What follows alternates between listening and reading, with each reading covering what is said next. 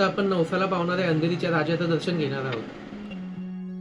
अंधेरी पश्चिम आझादनगर येथून काहीच अंतरावर असणाऱ्या अंधेरीच्या राजाला प्रचंड मोठी गर्दी असते. येथे शॉर्ट्स किंवा छोटे कपडे अजिबात अलाव नाही.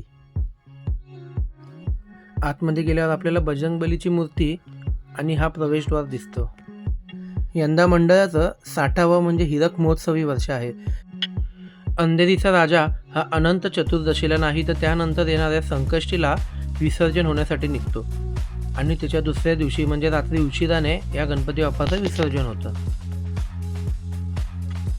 अतिशय सुबक अशी ही गणपती बाप्पांची मूर्ती आणि त्याच्याच बाजूनी असलेलं हे अतिशय सुंदर असा देखावा. कितीही मोठी लाईन असली तर या मंडळाचं नियोजन अतिशय कौतुकास्पद असतं. अंधेरीच्या राजाचं चरण दर्शन घेऊन आम्ही निघालो आणि नवसाला पावणाऱ्या या अंधेरीच्या राजाची ही व्हिडिओ आवडली असेल तर व्हिडिओला लाईक आणि चॅनलला सबस्क्राईब नक्की करा.